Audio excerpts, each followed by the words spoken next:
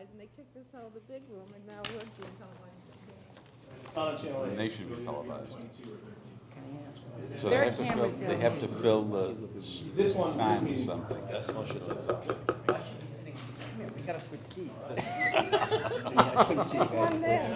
And I thought I was gonna be like, first I was only over here, and I was safe.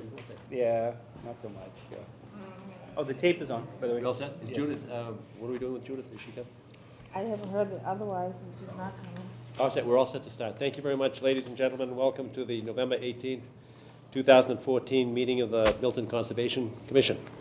The commissioners are appointed by the Board of Selectmen to promulgate the rules and regulations of the State Wetlands Protection Act and the Milton Town Bylaw governing the wetlands. It's a matter of formality. We always introduce ourselves. Ingrid? Ingrid Beatty? Michael Blue. John Kiernan? Craig McNaught. Arthur Doyle? And also, as a matter of formality, we have a recording going here, so anyone that's going to address the commission, we ask that you identify yourselves before you speak. Thank you very much. First on the agenda is request for determination of applicability, 19 Hurlcroft Street. All set, sir. Welcome.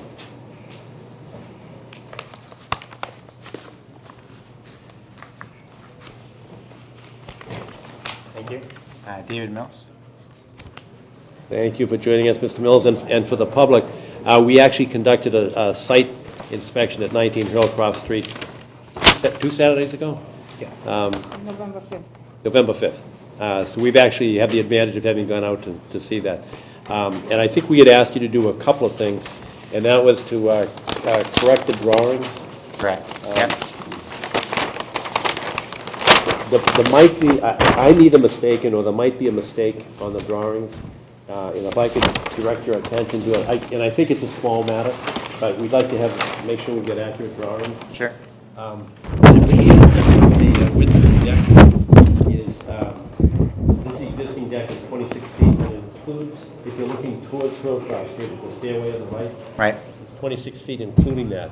But when we look at over here, it's 26 feet, edge of deck to edge of deck.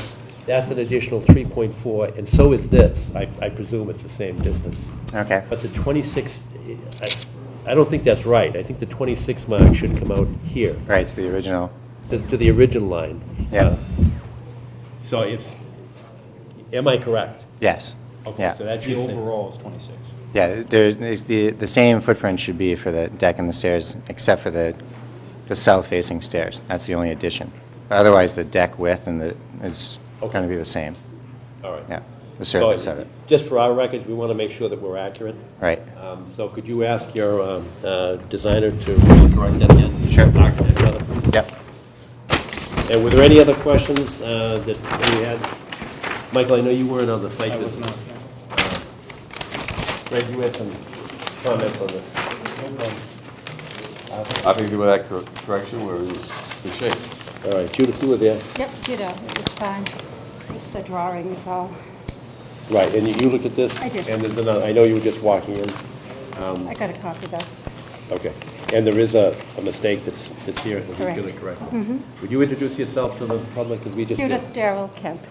Thanks. Now, the only thing, David, that we should direct your attention to is that during the construction, you can't keep any of the equipment parked within the jurisdictional area. Okay. So you have to store it. If there's any overnight work, you should be able to get in and out of there pretty fast. Right.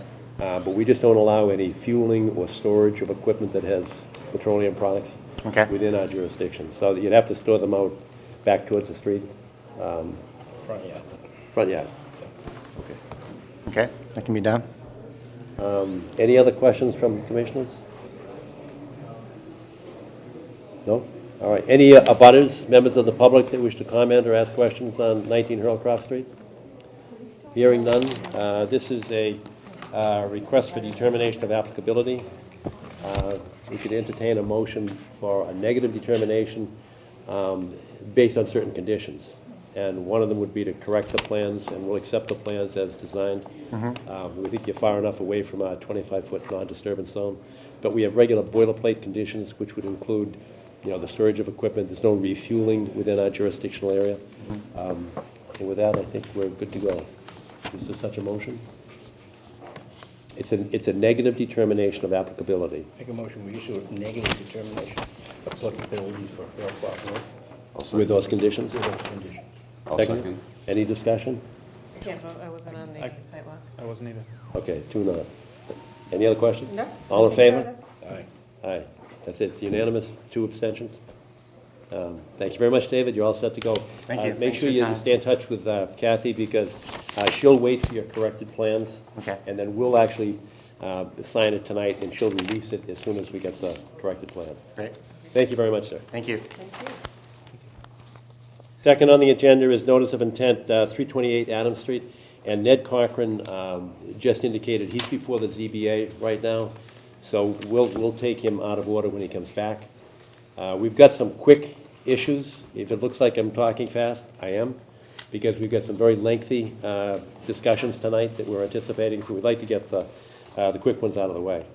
So if we go to the next one is notice of intent, 178 Woodland Road. It's a continued hearing. And for the benefit of the public, we also visited this site at a public meeting and conducted an inspection at 178 Woodland Road on Saturday, November 5th. Welcome. November 8th. 8th? Yeah, Saturday it was. Oh, her birthday was the 5th. So that? I remember these things. Oh, that's right, that's right, the 8th. That's why it jumped out at me. Is Mins Levin involved in this one? If so, I need to recuse myself. If they are, I'm not aware of it. Okay. I don't think so. Thank you, sir. Would you identify yourself for the record? Certainly. For the record, my name is Brian Nelson. I'm an engineer with Metro West Engineering in Framingham. And we bring a presentation board I can put up if you'd like to take a look at that, or... That would be great, thank you. Okay. Can I use that easel, or should I put one up over here? If you could use this one, the public could see it as well. Okay. Those are the cards. I know this.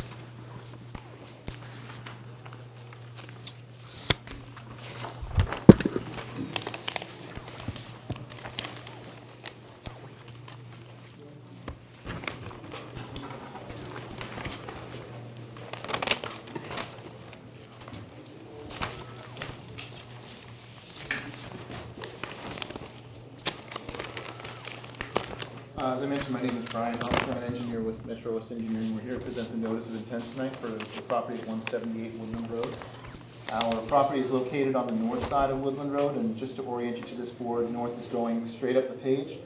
Woodland Road is shown down at the bottom, kind of heading up in a northeasterly direction, and our subject property is located on the north side. It's got an area of just over about 38,604 square feet, or just about 0.9 acres. Shown on Milton Assessors Map L6, Lot 8. The existing house is located and shown in brown, pretty much in the center of the property. Located right here. There is an existing deck on the back of the house as well. Existing house has a footprint, sorry about that, of about 2,278 square feet. Topography up around the house is relatively flat. It does slope off in the backyard. Basically from the level backyard here up to the northeastern corner, elevations drop about 15 feet or so. Elevations do taper more gradual down to Woodland Road, drop probably about in the order of 4 or 5 feet from the front of the house down to the street. Existing impervious area between the house and the driveway is about 4,753 square feet. There is a bordering vegetated wetland associated with a channel located off the northeasterly end of the property, and that's shown right here. The 100-foot buffer zone for that is shown in the bold magenta line.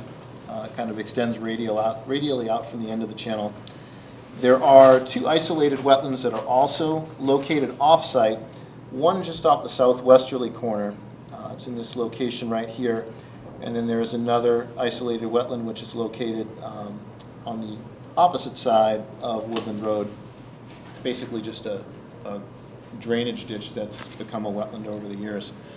The 100-foot buffer zone to these 2 isolated wetlands combined is running in kind of that double circular pattern right there. So a portion of the house is located within the 100-foot buffer zone.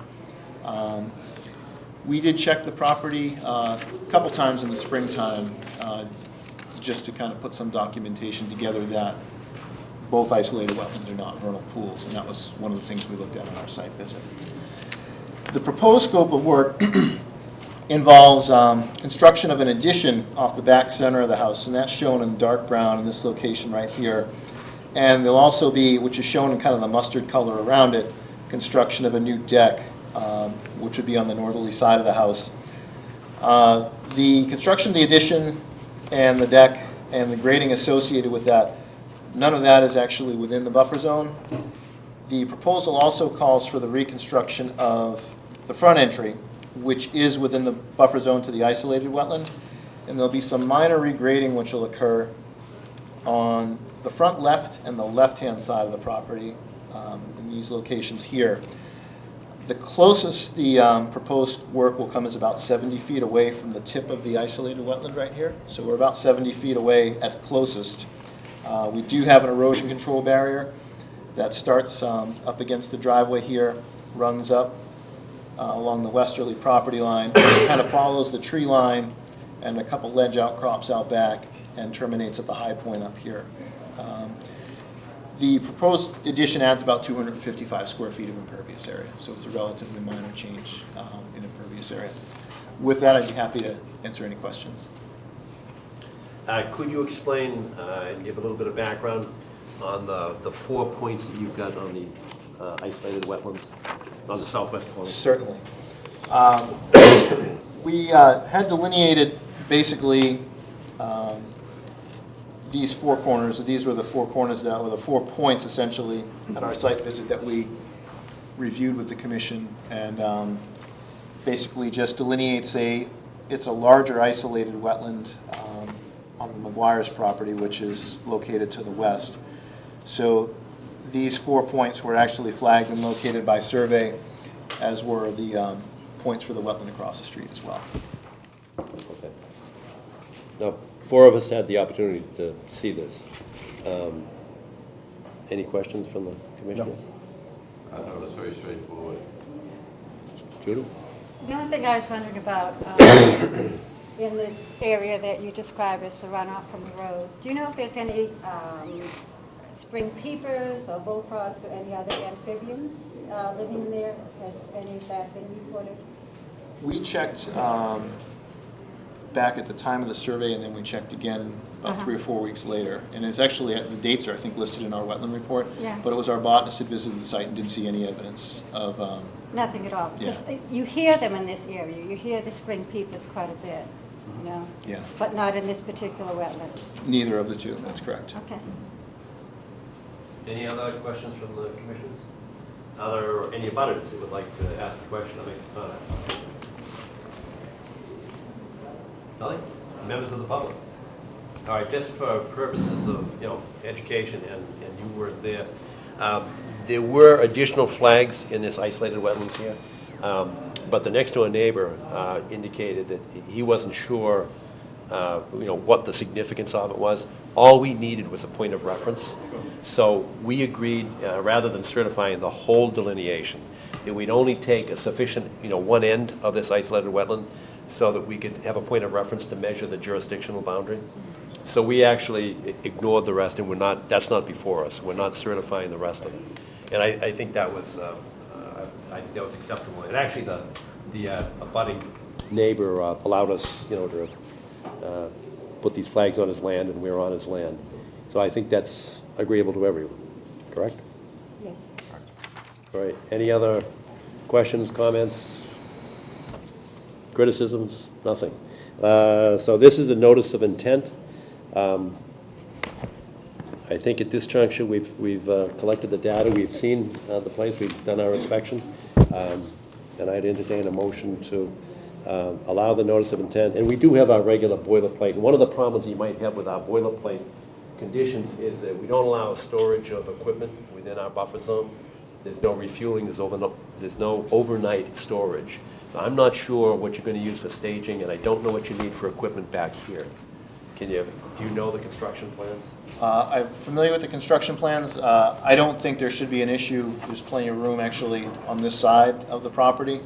Whatever machinery is going to be there in terms of excavation equipment certainly won't be there very long. It's basically, it's almost a walkout out back, so there's not a whole lot of digging involved for the foundation or a lot of the structure for the deck, foundation will be on piers, so there might be one small excavator on site for a short time, so I don't anticipate there being a problem with that. Okay, all right. 'Cause We can certainly live with that condition, there's no worries on our end. All right, so we'll look to you to enforce that, because sometimes the contractors say, hey, we don't know. So it's up to you and the homeowner to enforce that with the contractor. Yeah, okay. All right? We've got a very responsible team between architect and general contractor. I've worked with both before, so they're, I think, familiar with the drill in terms of that the order of conditions will be present on the job site, and it'll certainly be a document that the general contractor is familiar with, but we'll keep an eye on it as well. All right, good. Anything else? Motion to approve the notice of intent? So moved. With our general conditions? Second? Second? Any discussion? All in favor? Aye. Aye, 2 abstentions, and we're on the sidewalk and unanimous. Thank you very much, sir. Thank you for your time, appreciate it. The next one, abbreviated notice of resource area delineation, 50 Robin Street. The applicant has asked in writing for a continuance of that, and we have agreed to that continuance. The next one is certificate of compliance, 610 Brush Hill Road. That's a continued hearing. Anybody coming for 610 Brush Hill Road? I have not received any as-built plans. No, we should make a record of what we asked for. That's my as-built. I know we asked for an as-built. You did submit the letter We that, said, we got the letter, that was all. Just the, Doesn't make a difference. I want an as-built. Right, and we need the specs. I'm not comfortable with that explanation on the toilet. We did Okay. not approve a toilet, and that's probably within 25 feet of the wetland. definitely. Are we gonna discuss this anymore? Now? Yes, I think we should discuss it more as to what we're going to do. Okay. All right, but will you say that on the record so that, Yes, Ingrid Beatty, need to recuse myself on 610 Brush Hill Road. all right, thank you very much. Yeah, I wasn't satisfied with her response to our concerns. I think we need a little more discussion before I would agree that the as-built is what we were expecting. And we have not heard from the neighbor who was complaining about. That's right, that's right. Flooding That's right. downstream. And I was particularly put off by the kind of the attitude that the trees that were built didn't need to provide habitat because there were other trees around and the birds can go there instead. And I thought, you know, if you're going to require trees, they should be habitat. You can't say, well, there are other trees they can live in.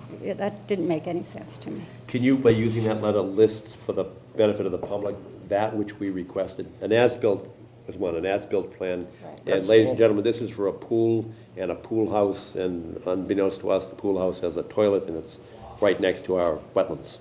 It's a composting toilet, but we were looking for specifications. What does that mean, a composting toilet? It's new to us, so we wanted specs on that.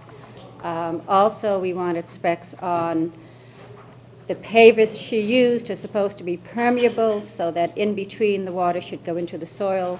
She contends they are not impermeable, but it doesn't give any, you know, what is the product exactly we were looking for and what are the specs on it, you know.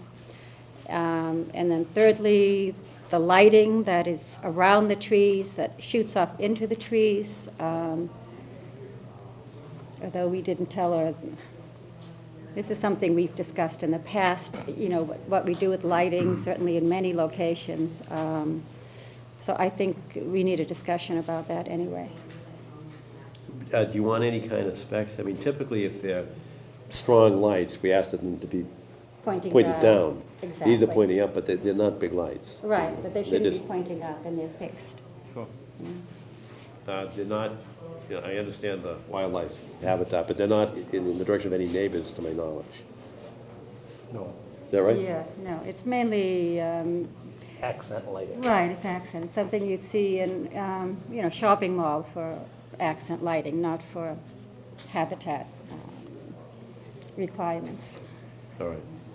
So why don't we send a letter to the homeowner, requesting the as-built plan, is for sure. Definitely.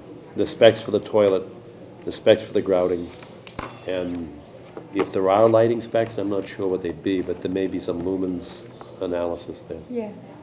I think it's pretty low light, but we should get the specs. We generally ask for dark sky compliant. What guy? Dark sky compliant. Dark sky compliant. Okay. Kathy, can you put that in the letter? What was the- Dark what did it- sky. Dark sky. Dark sky compliant. 100% cut off. Darth Vader, right? That kind of, okay, all right. Has to do with the fractionalization of the lights and the diode in the receptacle. Okay. I knew that. All right, any other comments from abutters, questions, members of the public? Anything further from commissioners? Then we can defer this until, when's our next meeting? The 9th of December. The 9th of December.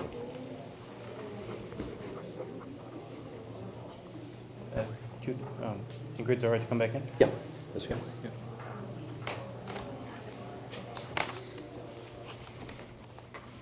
Kathy, is the ZBA downstairs? I believe they are. Yeah. Oh, you're back. Oh, okay. Fine. I was just, I didn't want to get you in back of some of the other thrusts. All right, we're going to go back to number 3. I'm sorry, number 2, which is notice of intent, 328 Adams Street. And for the benefit of the public, the Conservation Commission held a public meeting on site at 328 Adams Street on the 8th of November. And Mr. Corcoran was present. Could you identify yourself for the record, please? Yes, thank you, Mr. Chairman. I appreciate the Commission's indulgence in holding this. Edward Corcoran, attorney on behalf of Michael and Cynthia George, who are the owners of the property at 328 Adams Street. And I'm joined by Daniel Pereira from Semiotis and Sons, Semiotis Inc., and Tom Lee, who's the landscape architect. I think there were 2 issues that the board requested us return with information on after the site walk, and we have a plan.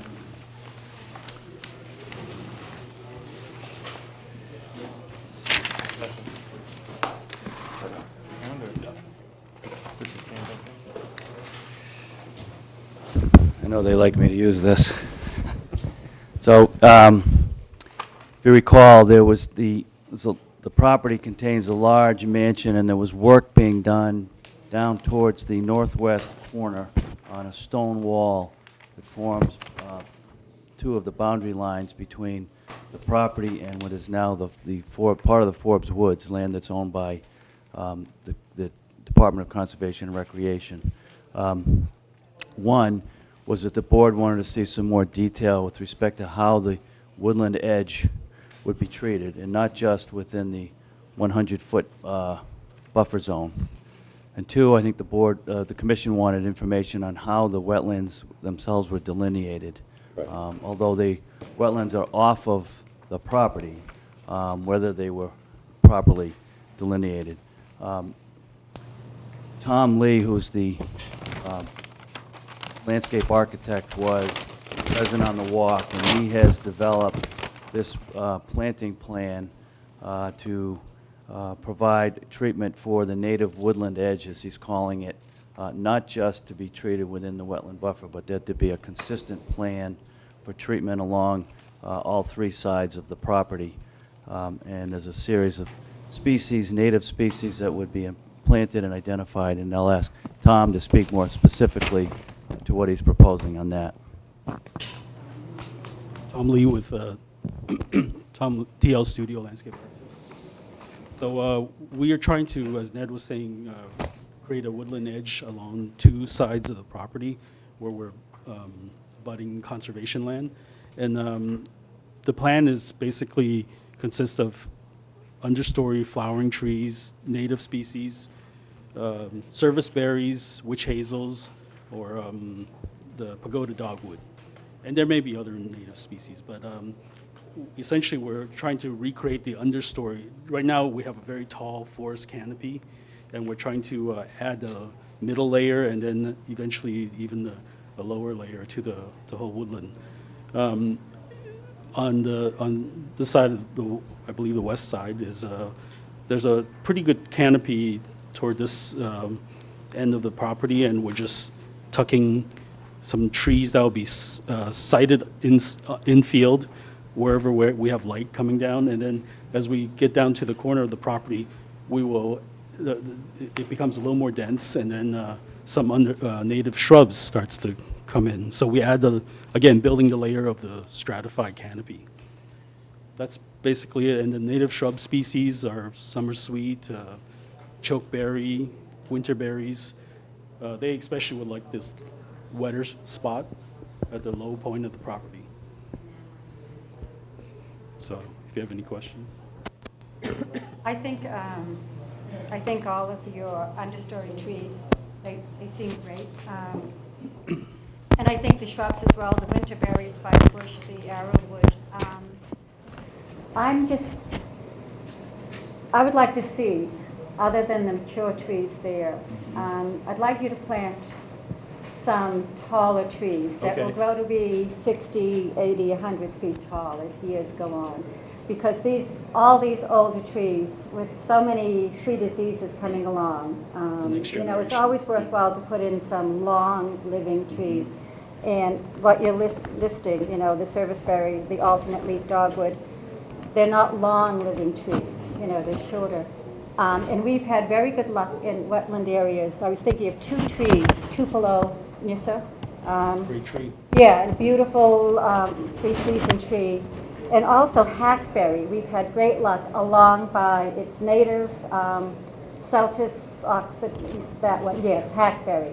And it's great for habitat we found along by the Neponset. And since you're just up from the estuary, those two trees in particular, you have plenty of space there, particularly in this area that we walked in the wet, and both of those trees would do well, particularly the Tupelo.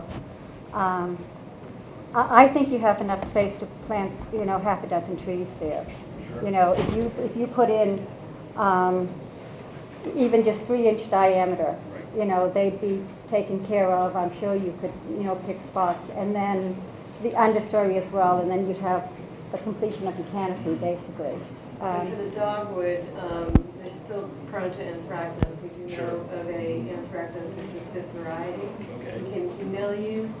Either one of you? Sure, yeah. Okay. The pagoda is a little bit more resistant than the flowering dogwood, the Florida. Yeah. But if you do want to put in a larger tree, right. Yeah. Thank you.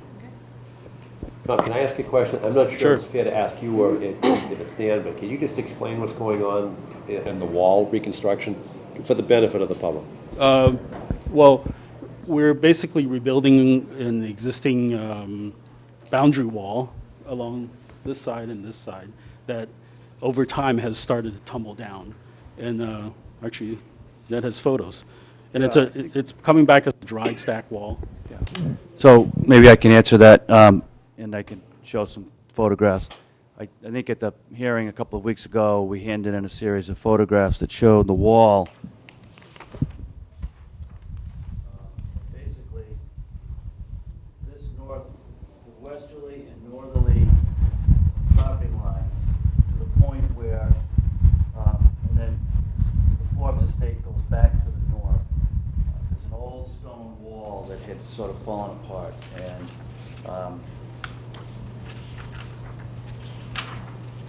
examples of it, sort of as it had fallen apart, looked more like that. And then Mr. George, again, sort of restoring, all with large stones that were part of the wall, were on the property, and then smaller stones. He dug a trench and filled with smaller stones, but no concrete, nothing that would hold together in the wall. And he had started actually doing the restoration work when we discovered that the work was being done within the 100-foot setback from the wetland. The wetland folks had been out surveying the existence of the wetlands for other purposes to make sure that work that was going on up here was not within wetland, and to determine that there was no wetlands actually on the George property. When they went out and discovered the location of the wetlands, and they discovered that some of the work was being done within the 100-foot buffer. So we ceased work. We immediately filed a notice, prepared and filed a notice of intent. We notified the significant abutter, the DCR. I spoke directly with Jim Camo, who was very familiar with the property. He went right online to check his records with respect to the location of wetlands, determined that although there was appeared to be a wetland, it was not something that he was concerned with respect to the work that was being done, but understood that what we needed to do with the Conservation Commission. We immediately installed hay bales and other silt protective measures to protect the wetland from any storm work and to protect it from what had been work that had been done, and any future work would be done, and certainly would be required as an order of conditions from the commission. So that's what's happening. The wall proposed to be restored essentially as you see it in that photograph along both of these property lines. There was a further consideration for restoring the wall along this property line. This is not on Mr. George's property. He does not have permission to do that work and is not proposing to do that work now. So with that, Dan Pereira at least has reviewed. The wetland scientist who did the flagging, unfortunately, was not able to be here. She works with Dan. She prepared a brief memo that described what she did, how she identified the wetlands. I think Dan has more information based on direct conversations with her and can at least respond as well as we can to questions that the commission may have, and if we need to produce her for another night, we'll do that. I think everyone already has this. I don't know if you want copies of it, but I've got a few more copies of the report. And I think one of the main questions you had was whether they did any soil examinations. And she did do 2 soil evaluations, one within the wetlands and one about 10 feet within the wetlands, 10 feet out. And if you just look at the report, it says within 10 to 12 inches they hit refusal, basically they hit rocks. And that was not enough for a definitive determination of hydric soils, although there was some evidence of it. And basically the determination of the wetlands line was based on vegetation that they found there and basically the slope of the land and other hydrology indicators. And she's listed here a couple of plants in the wetlands, skunk cabbage and jewelweed. And on the adjacent upland area, she's also got Norway maples, red raspberries, and celandine. And goes on to explain how the soil probes were not conclusive because they didn't really get too deeply into the soil. And that's basically talking back and forth with her. That's how she delineated it, mostly on the presence of species and basically how the land is sloped. And I keep in mind I have a very limited understanding myself, so this is from a phone call. And I appreciate what you said. Yeah. It doesn't help us with Okay. the area where the wall is. That's pretty easy. That's the top of the bank. Mm-hmm. Yep. The problem we had was like with an A6, A7, A8 flags over Okay. here. Yep. But we didn't have any, obvious topographical indicators. Okay. So this is the area we were looking for. We thought the soils would do that. Mm-hmm. I think she grabbed her sample. Her transect was at A4. I'm not sure how far that was from A6 and A7. Let's see here. If you've got a diagram of it, we could probably ballpark where we were Yeah. standing. Yeah.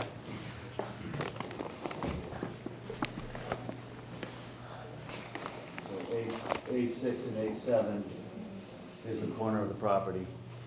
A6 and A7 here. It sounds like she did it more closer to A4. Yeah, A4 is where she.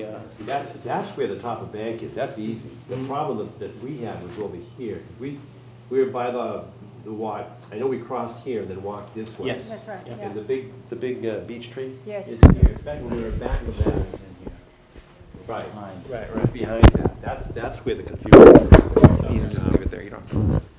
And our difficulty is that this is clearly jurisdictional based on top of bank, so that's not really a problem. Yep. I just don't want to certify something without something more. Do you know when she did the plant analysis? August. August 6th. August 6th. I mean, it That's wasn't, when they were out there. it wasn't obvious, to me anyway, I don't know if it was obvious to anybody else. I wasn't sure how the delineation was made near the beech tree, that big beech tree. Yeah, I think the real issue from George's perspective and from her perspective was to determine that that the wetland was far enough away from his property line. And I don't know whether. Right, and you just made the 25-foot non-disturbance zone. Here. Maybe what, they'll, take some suggestions here, but maybe what we can do is simply not certify this, because we don't need this. Right. The only thing we're interested in is where the work is, and you've already stopped the work right there. Right. So I'm comfortable with this. It's beyond 8 that I had some concerns with. So we could probably certify it through 8, and that will govern the work that we've already permitted, or we told you to go ahead with. Yeah, I And think we have that, Michael doesn't, the Georges don't own this property. They have no intention of going that way in any event. This is all subject to conservation restriction that was placed, that is under the jurisdiction of the Milton Conservation Trust. There was a conservation restricted, but the property line, it's interesting, the property line comes northerly, easterly, and then turns northerly. Again, that's the Forbes Woods. But in 1980, there was a property line that was created along here, and this property and another lot, the 2 large lots are owned by Raj Pathak and his wife now. A substantial portion of this lot, which was known as Lot 2, is burdened by a conservation restriction. And so the We don't think of it as burdened, we like it, so, it's a good thing. benefited by a conservation. There you go. But so there is no possibility that this could be developed. There is no development activity proposed that I'm aware of by the Pathaks. There was some discussion between the Georges and the Pathaks about doing some sort of treatment along the edge on the Pathak side. Once we discovered that that was actually benefited by the conservation restriction, any thought of doing that ceased. There's no activity proposed to take place. So I think your proposal that you certify only what's being... What's right about the wall that was started and then stopped, that's heading in the north direction, right there, right? What's right about that? The flag. oh, the flag? Just go north of that. A10. A10. A10 would be right proximate to the boundary line between the Pathak property and the, so if this carries through right to there, it's actually A11, which would be, A10 and 11 would be just on the DCR side of the property line. So go back to you want to go back to A9 roughly? Yeah. And then just, that's what The you're... closer I get to top of man, because that was the... Closer you get to top, Yeah. I think that's fine by us. That's fine by us. And I'm very uncomfortable certifying wetland issues on land that we haven't had the owner has had a chance to represent himself.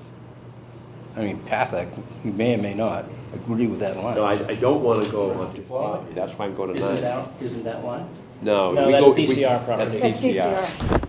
No, but as he's moving his hand back. That's the property line. And that's 10. That's why I said go back to 9, because I agree with you. Yeah. Yeah. So if we go back to 9, then we're closer to the, where you can see the top of bank. And that would encompass all of the work that's being done there. Right.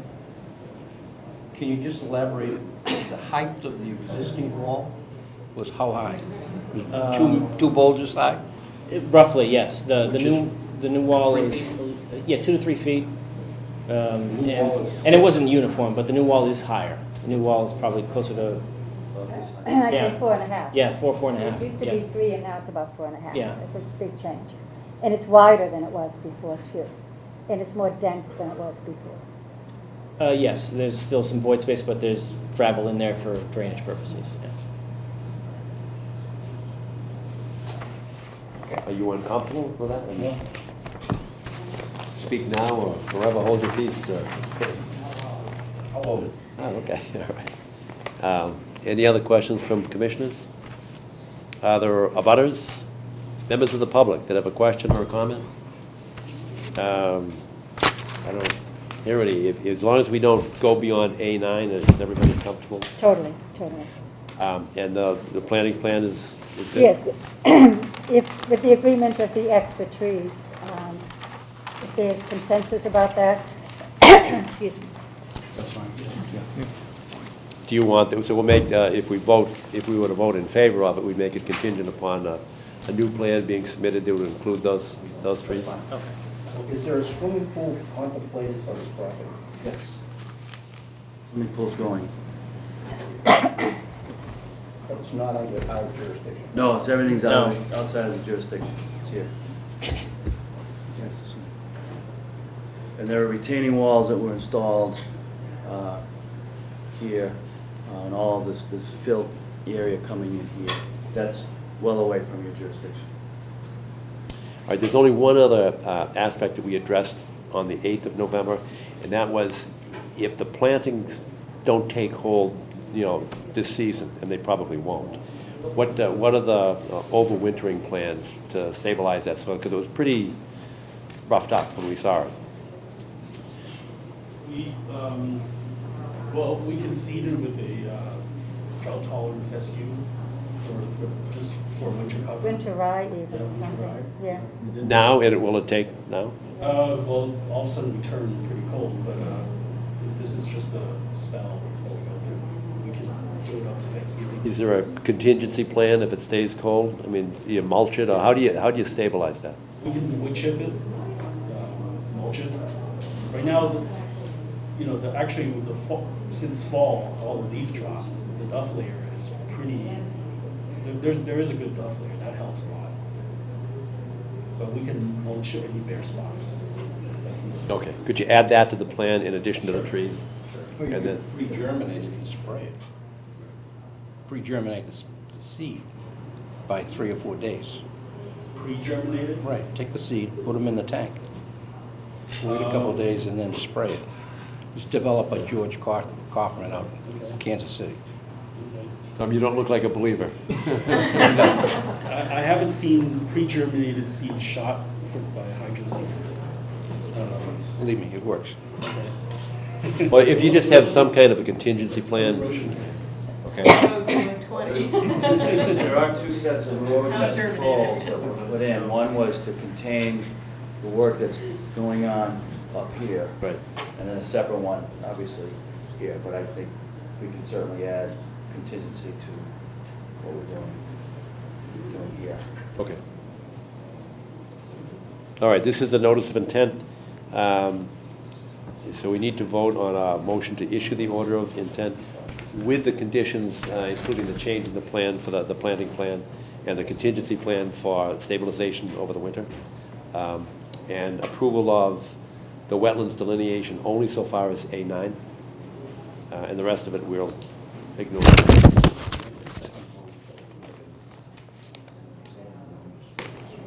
They're not in it. They missed it. How could they have to be in it? Did you hear that? Because I don't think we need a second vote. It's outside the 25 feet as I read it. What's that? When you started working, when you stopped working, you realized you were in the wetlands? No, we Well, realized in the that buffer. we were within The buffer. We're in the buffer, we're not, yeah, we're not in the wetlands. We're never in the wetlands. We were close, but we were never within the 25-foot non-disturbed area. You were never within a depression that held water. Didn't hear that, I'm sorry. You were never within a depression that held water. You have a depression in your land that holds water. It's jurisdictional in the Milton bylaw. I'm aware of no. It could be. No, it is. It doesn't, I understand what you're talking about, isolated wetlands. Just because you have a depression with water in it, it'd be like a bird bath, it doesn't mean it's a wetland necessarily, even an isolated one.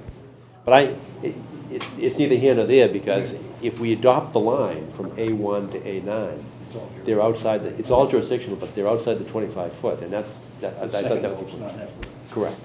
I stand correct. Oh, Okay. Well, I'm just relying upon what, you know, those lines. That's good. All right, any other thoughts or questions or conditions? I guess my only thought is, the way that the vegetation was used for the wetlands line, I thought was fine.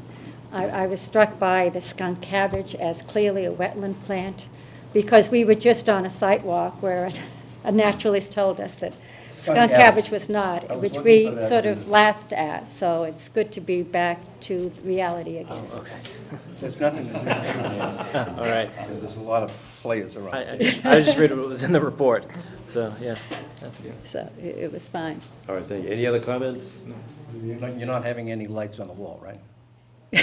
Up lights? No, shooting up. All right. Any other comments from the public? Hearing none, is there a motion to approve the notice of intent with the conditions that I we've... so move that we approve the notice of intent with the comments that we've made in regard to deliberation. For a second? Second? Any discussion? All in favor? 4 in favor, 2 abstentions. Thank you very much. Thank you very much. Thank you. Thank you.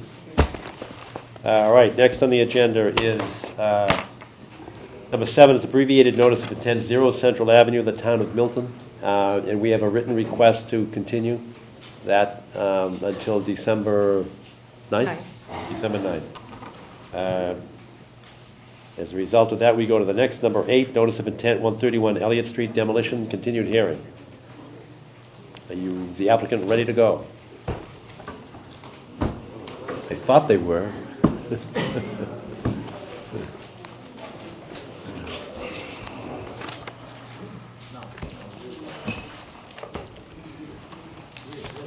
You might make it out of you by 12.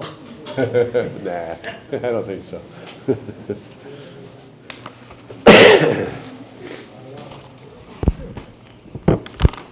Give you a list of questions. All right, then, all right. I actually wrote them out. You did? I did, but then I found my footnotes. I started writing them and my hand got tired.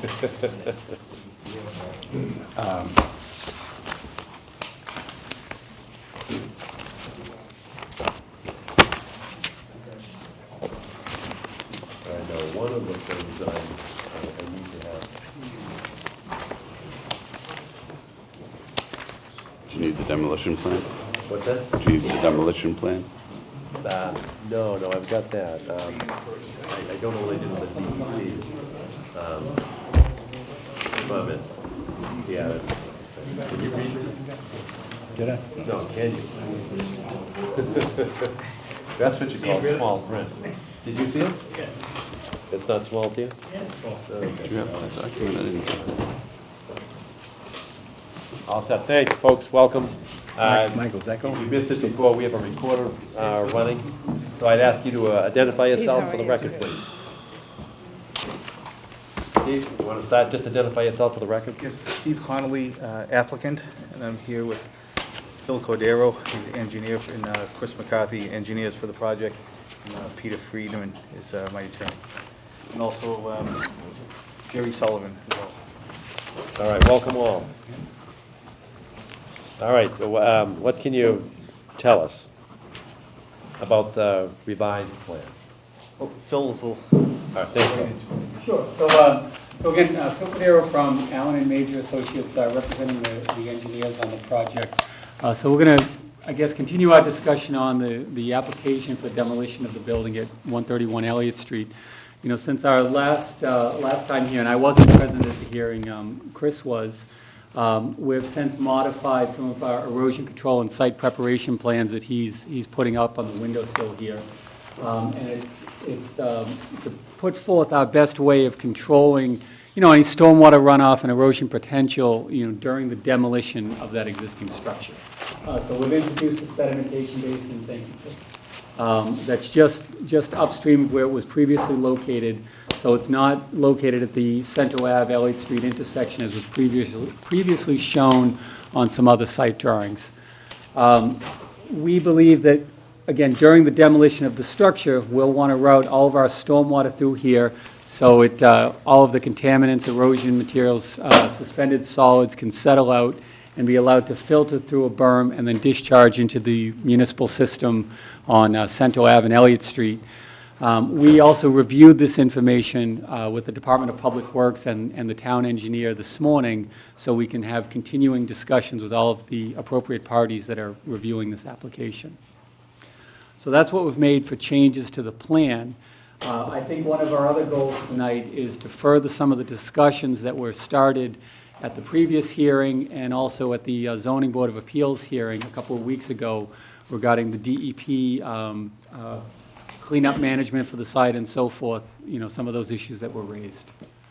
All right. Well, that's, actually, I appreciated putting a detention basin back in because it was really hard to conceptualize how you were going to handle the runoff without that. My quick reaction is you moved it away from, and I'm just kind of eyeballing it, from where the underground storage tanks are. That's right here, that white line, that gray line right there. And one of the concerns I think we voiced before was that there are 4 Monitoring wells. monitoring wells. And I think it's a simple proposition to find out what's down there in terms of testing to see if there is any leakage. It's been 17 years since anybody looked at it? Yeah, the RAO was finalized in 1998. You know, the position that we have on that in terms of the groundwater situation, the soil contamination, all of those issues are interrelated. You know, when Rizzo was on board in 97 and 98 performing the cleanup operations in conjunction with DEP's wishes, at the conclusion of that process, we were deemed a clean site. So we haven't had to go in, do any further testing, and so forth. So as far as, you know, us as site professionals, as far as some other licensed site professionals that we've consulted with, the site is considered clean. So in terms of testing and so forth. What use? Well, it's clean in terms of that there's no contamination.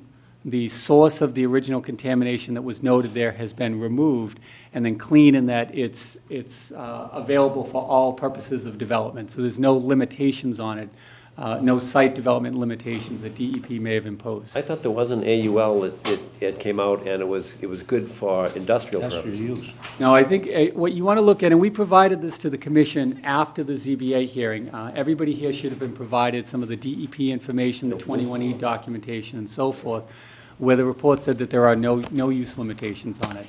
It's considered the RAO 2, I believe, and all the 2 designates is that we weren't able to achieve full background condition, you know, prior to that contamination leak that was identified due to infeasible construction or infeasible removal of the soil, but that we've achieved stabilization and, you know, under the DEP criteria. So you should. That's in 1998.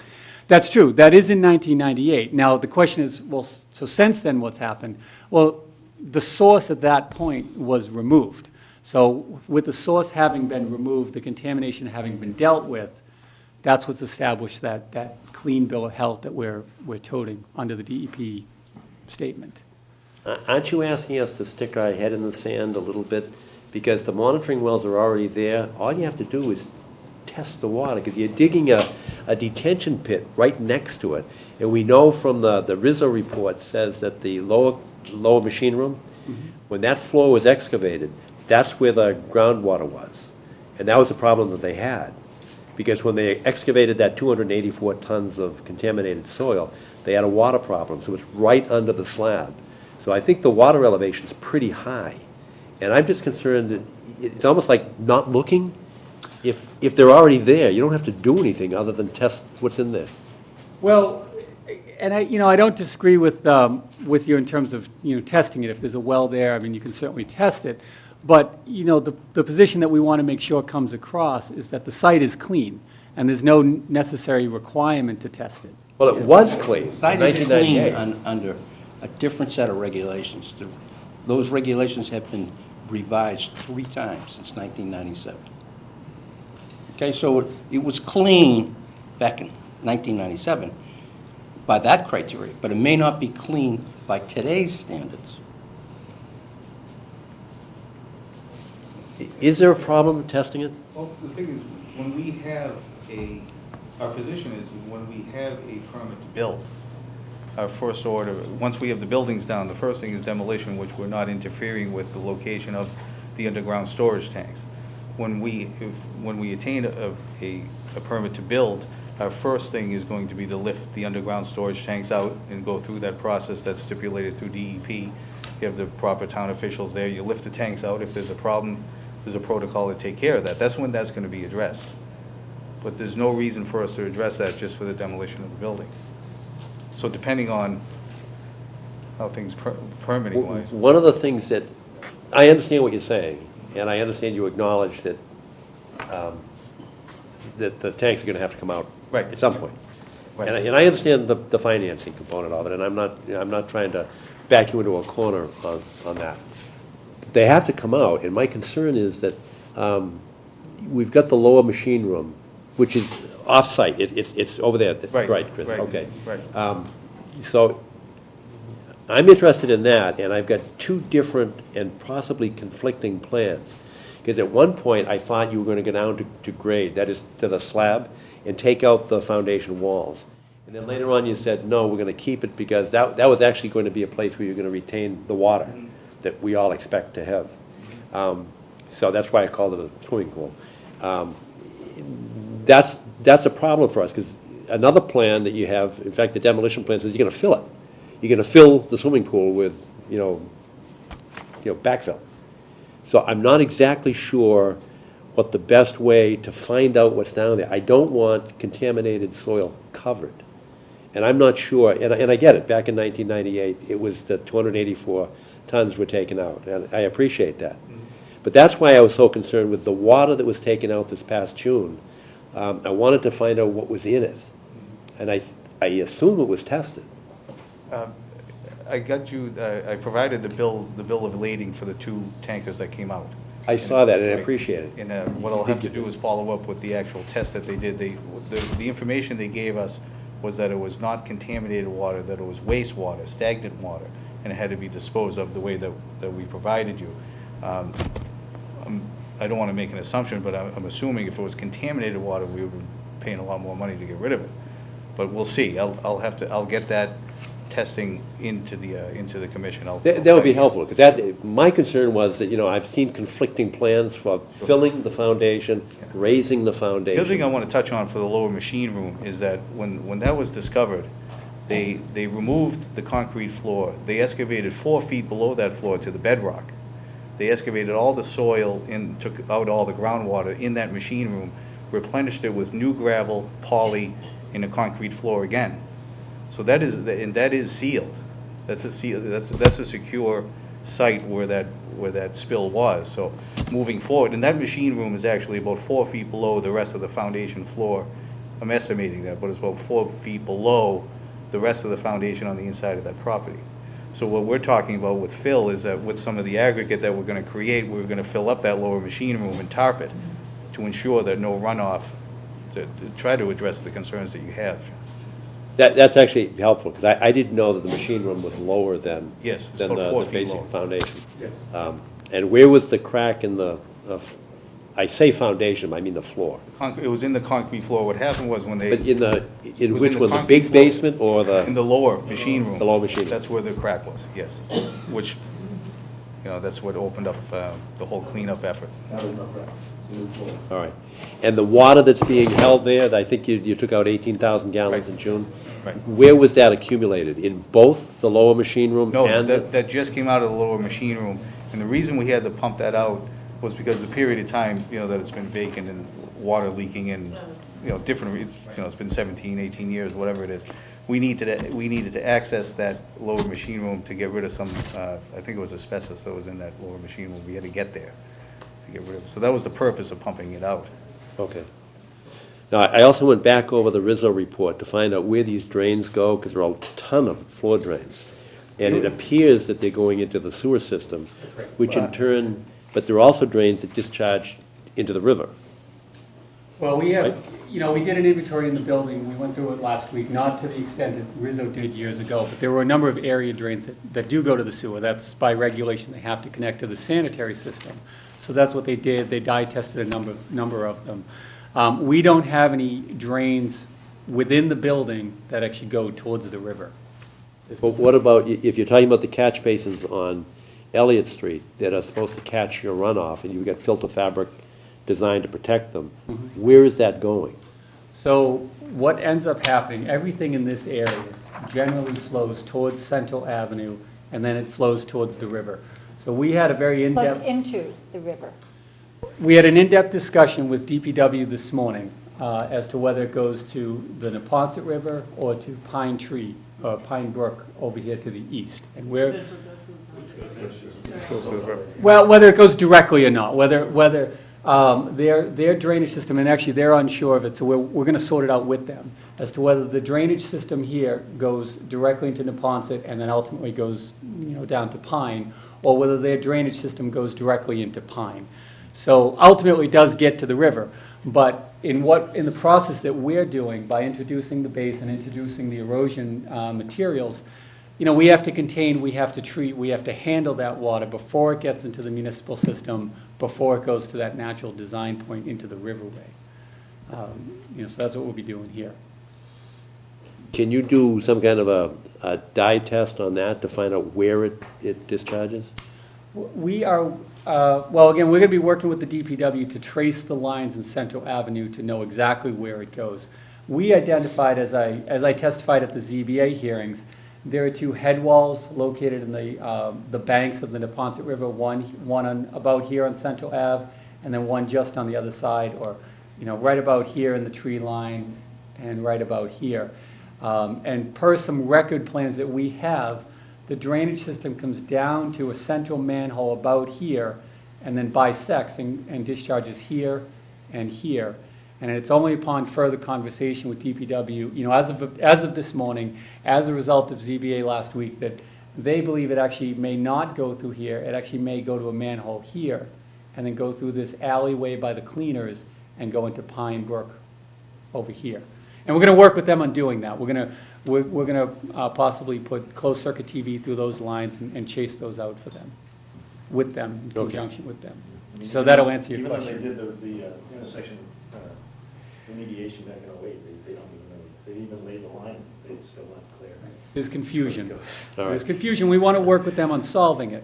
But from our perspective, honestly, regardless of which riverway it goes into, we have to make sure we treat the water appropriately before it leaves the site. And that's what we're going to endeavor to do with the basin that we have here, the erosion measures, the demolition plan of action that you have in place, and so on.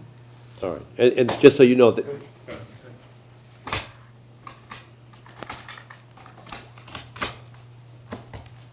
Okay. thanks.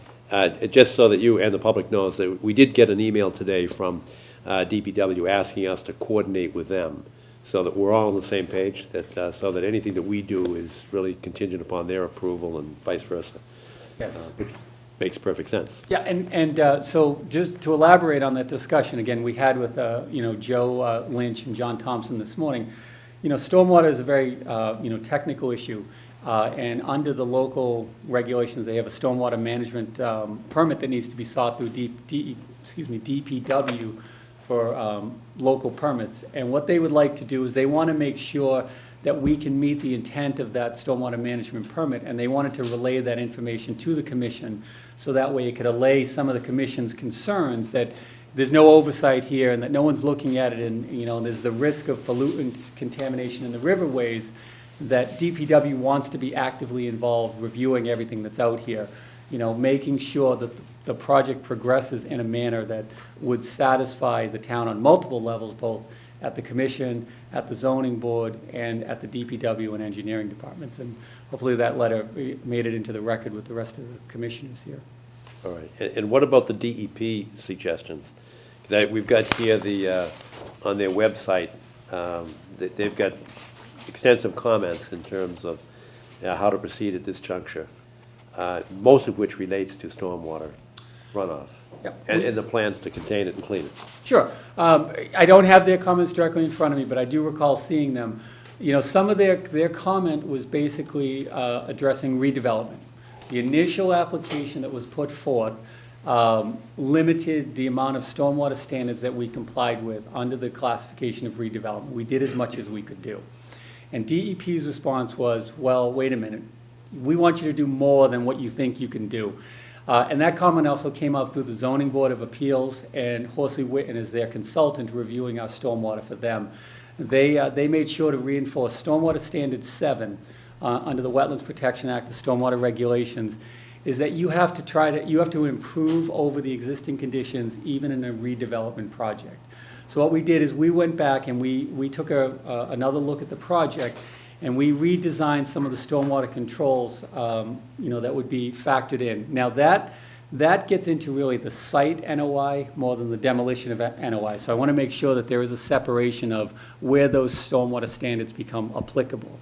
For the demolition, they're not applicable. I mean, just a tear down of a building, leaving the foundation in place, the stormwater standards would not apply.